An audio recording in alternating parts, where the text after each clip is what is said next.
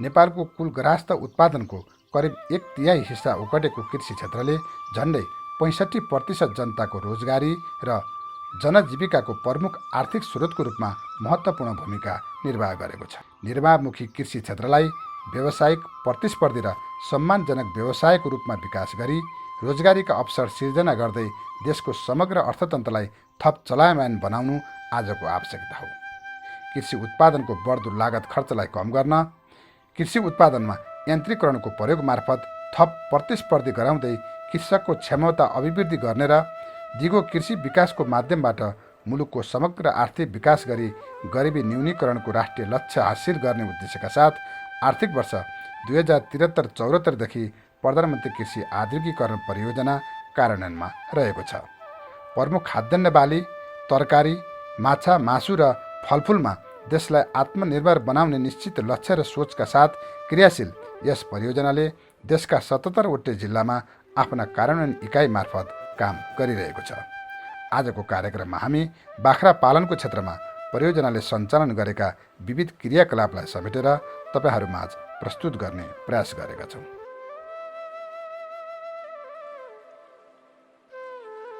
खानेमुख दिन प्रतिदिन बढे पनि कृषियोग्य जमिन घट्दो छ। अव्यवस्थित सहरीकरण र कृषिप्रतिको उदासीनताको कारण आयातमुखी व्यापार घाटाले पूर्वाधार विकासका कार्यक्रमले प्राथमिकता पाउन सकिरहेका छैनन्। नेपालको ग्रामीण अर्थतन्त्रमा महत्त्वपूर्ण क्षेत्र ओगटेको कृषि व्यवसायलाई सबलीकरण नगरी धरै छैन। नेपालको हिमालदेखि तराईसम्म व्यावसायिक बाख्रा पालनका धेरै सम्भावनाहरू रहेका छन्।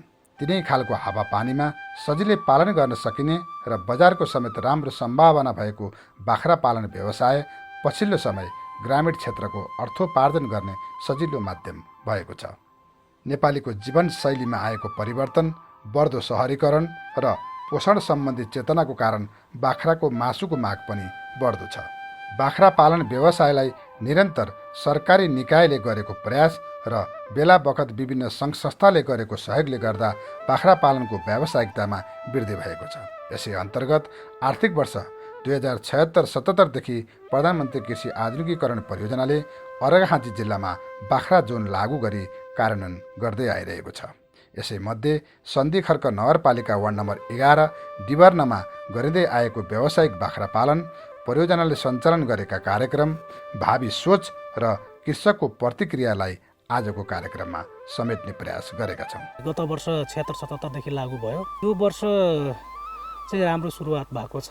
अब यस्तो धेरै प्रोग्राम त छैन। बाख्रा जोन कार्यक्रम अन्तर्गत हामीसँग अहिले 3 वटा कार्यक्रम छ। खास गरी एउटा चाहिँ बाख्रा स्रोत केन्द्र विकास भन्ने छ, अर्को खोर निर्माणमा चाहिँ सपोर्ट गर्ने छ। त्यस्तै गरेर यो बाख्राको नस्ल सुधार तथा उत्पादकता वृद्धि भनेर 3 वटा कार्यक्रम छ खास गरिकन। र यसमा हामीले कार्यक्रम सुरुवात पनि गरिसकेका छौँ।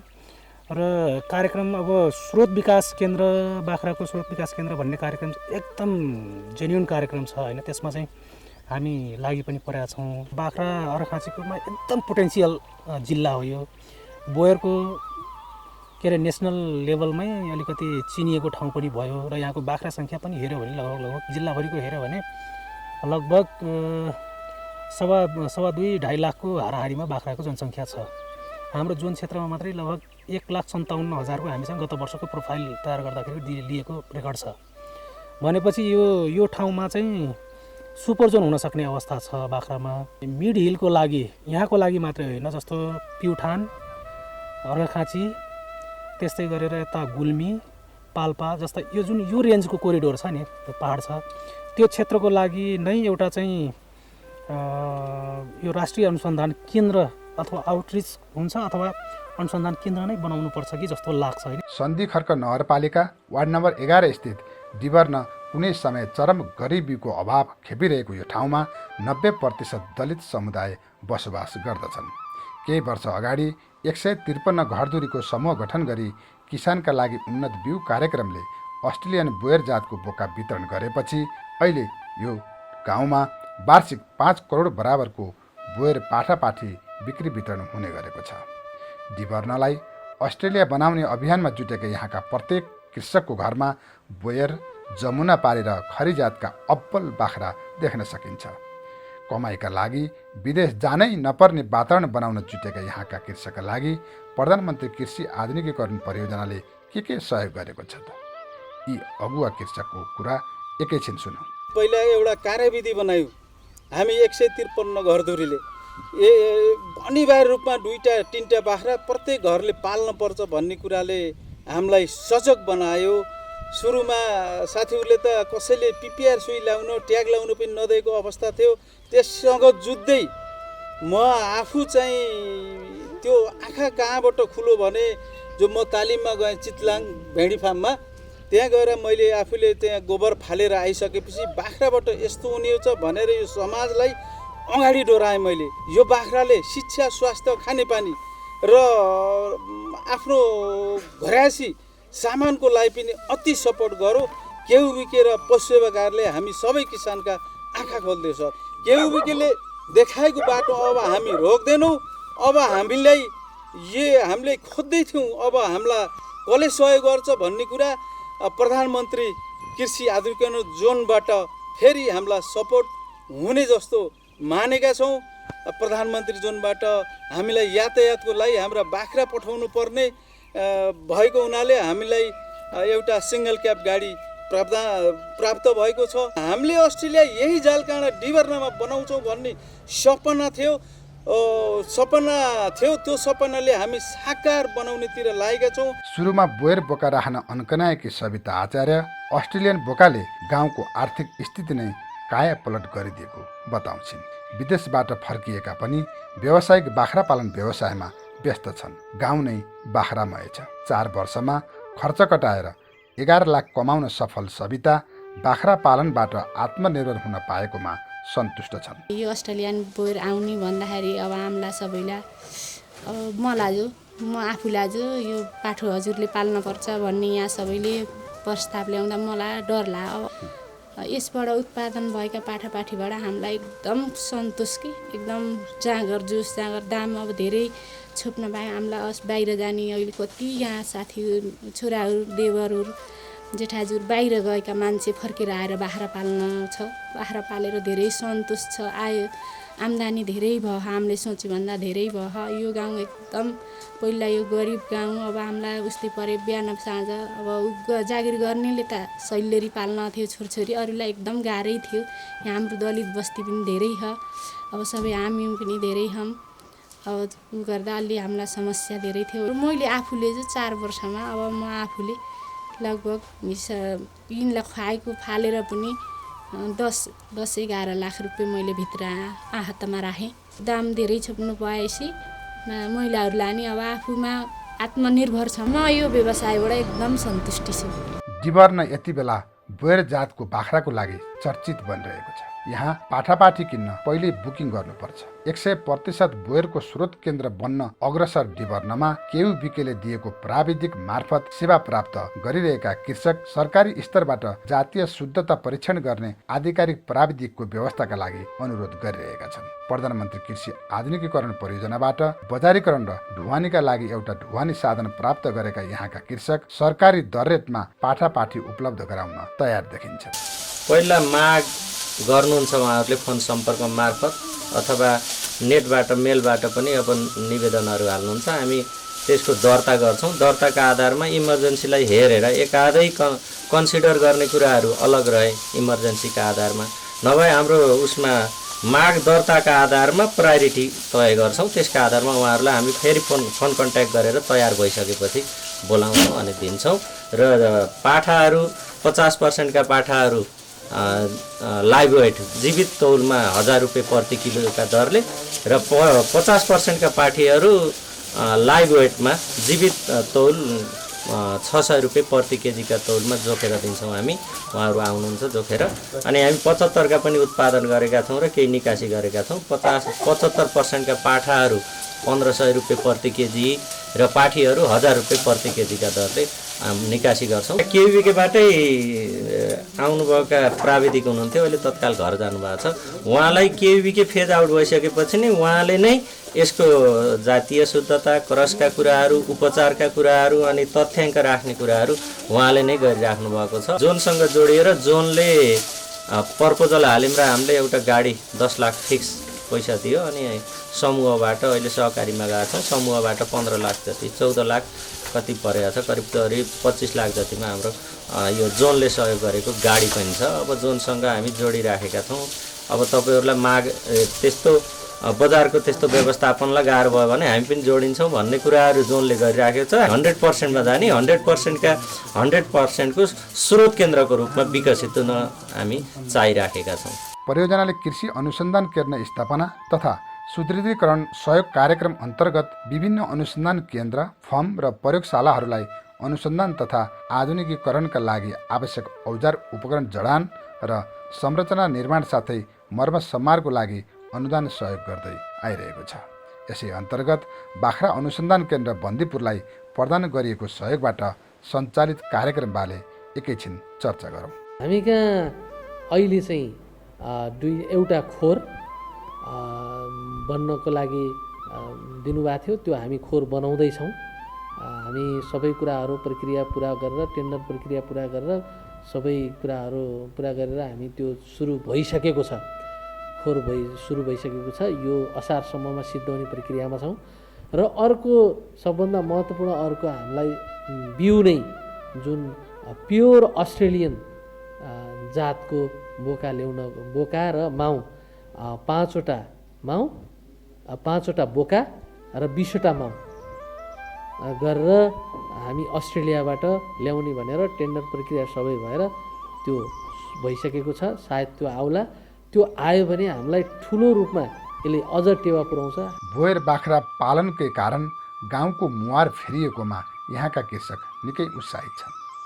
2-4 लाख कमाउन विदेश जाने युवालाई यहीँ व्यावसायिक बाख्रा पालन गर्न सुझाव पनि दिन्छन्। मलाई लाग्छ यहाँको मुहार चाहिँ फेरिन दिन आएछ। अहिले गरिब एकदम नित्यन्तै निम्नमुखी एउटा बाख्रो पाल्ने किसानले पनि सर सके वर्षमा लाख नभए 60-70 हजार नपारेको कुनै पनि घर छैन। अहिले आएर बोका, त्यस्तो प्लेट दाना खाने बोकाहरू, त्यस्तो दुःख मानी हामीले बल्ल बल्ल सर हात यता लैजाउँ कि यता ल्याउँ भन्दै गरी छोपेका बोकाहरू अहिले सबभन्दा सजिलो सर पाल्नको लागि। जे पनि खाने, जति खाए पनि पचाउने, यहाँभन्दा ठुलो उपलब्धि किसानको लागि कुनै पनि रहन्छ जस्तो लाग्छ। कतिपय हामी जस्ता युवाहरू खाडी मुलुकमा गएर चाहिँ पसिना बगाइराखेका छन्।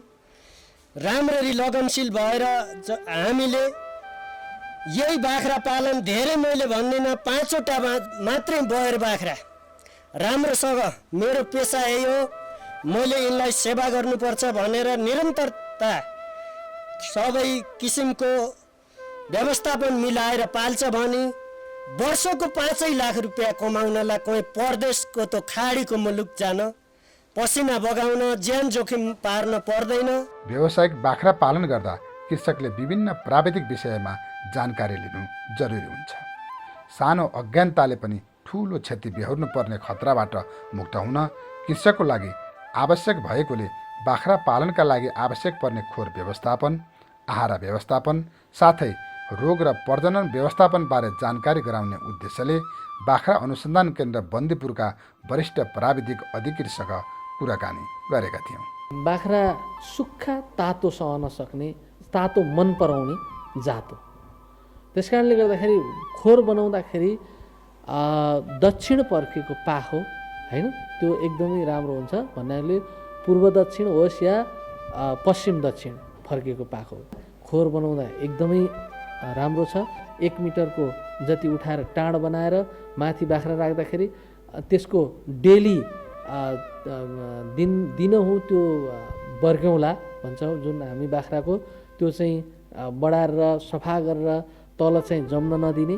त्यसले गर्दाखेरि त्यहाँबाट जस्तो धेरै दिनको जम्मा भयो भने अमोनिया ग्यास आउने, त्यो अमोनिया ग्यास पन्जेन्ट हुन्छ, पिरो हुन्छ। त्यसले गर्दाखेरि रौँ खोलिने, आँखा पिरो हुने अनि सिगान काट्ने अनि हरेक समस्या हुने हुनाले त्यो खोरलाई सधैँ सफा गर्नुपर्छ। र त्यहाँ बाख्रालाई खेल्नको लागि, घामको लागि व्यवस्था राम्रो हुनुपर्छ। हामीले विभिन्न किसिमका डुँडहरू बाख्राको टाट्नो, जुन घाँस हाल्ने टाटोहरू विकास गरेका छौँ। त्यो सहजै रूपमा ती टाट्नो बनाउने बाख्रा अनुसन्धानले एउटा क्यालेन्डर पनि निकालेको छ। कुन महिनामा के घाँस लगाउँदा कुन महिनामा के घाँस काट्न सकिन्छ त्यो किसिमको हुनुपर्छ। त्यस कारणले गर्दाखेरि वर्षभरिलाई यो महिनामा मैले वैशाख जेठमा यो घाँस काट्छु, असार साउन भदौ असोज कार्तिक मङ्सिर पुष माघ फाउन चैतसम्म यो महिनामा यो घाँस हुन्छ भनेर व्यवस्थित मिलाउँदै जान सक्यो भने बाख्राको ग्रोथ राम्रो आउने र लागत घाँसमा आधारित भयो भने लागत कम हुने हुनाले त्यसमा जोड दिनुपर्ने हुन्छ। मुख्यत हाडनाताबाट बचाउने, अर्को एकदमै बर्खाको पिक रेनी सिजन र अर्को हिउँदको एकदम पिक जाडोबाट बचाउन सक्यो भने पाठापाठीलाई सहज रूपमा व्यवस्थापन गर्न र हुर्काउन सकिन्छ। गर्न सके असम्भव केही छैन। 2078 कार्तिकसम्मलाई यहाँका पाठापाठी बुकिङ भइसकेका छन्। थप अर्डर लिन सक्ने अवस्था छैन। आफ्नै घरमा बसी बसी यत्रो आम्दानी लिन सकिने व्यवसाय तपाईँ हामी पनि किन नगर्ने? सहकारीमा सदस्य बन्नेको घुइँचो छ यहाँ यति बेला। अब यहाँका कृषकले बाख्रा पालनका साथसाथै कृषिलाई पनि सँगसँगै लिएर जाने योजनामा छन्। हामीसँग माग अत्याधिक बढी छ। हाम्रो 78 कार्तिकसम्मलाई हामी कहाँ निवेदन आएर बुकिङ भएका छन्। हामीसँग माग अहिले 1500, आगामी वर्षलाई पनि 1500 जतिको हाराहारीमा आगामी वर्षलाई माग आएको छ। पाठा र पाठीको माग आएको छ।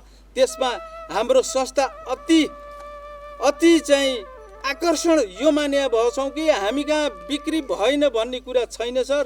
बिक्रीलाई पथेर आउँ, तपाईँ कहाँ पाठा तयार छन् कि छैनन्, पाठी तयार छन् कि छैनन् भनेर प्रत्येक जिल्लाबाट साथीहरूले माग गर्नुभएको छ।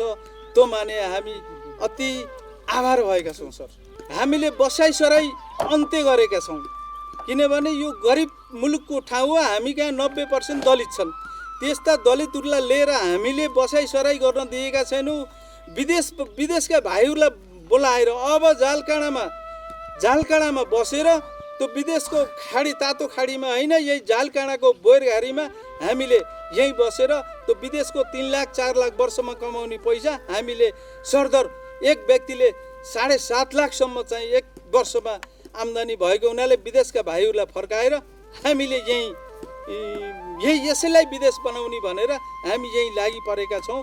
गाउँलेहरू अति सन्तुष्ट छन्। अब के भन्नुहुन्छ भने गाउँलेहरूले अब हामीलाई यो बाख्राले मात्र भएन, अब हामीलाई कृषितिर पनि जोड्न पर्यो भनेर हामीले अब पशु र कृषि सँगसँगै जोड्ने कुरा छौँ।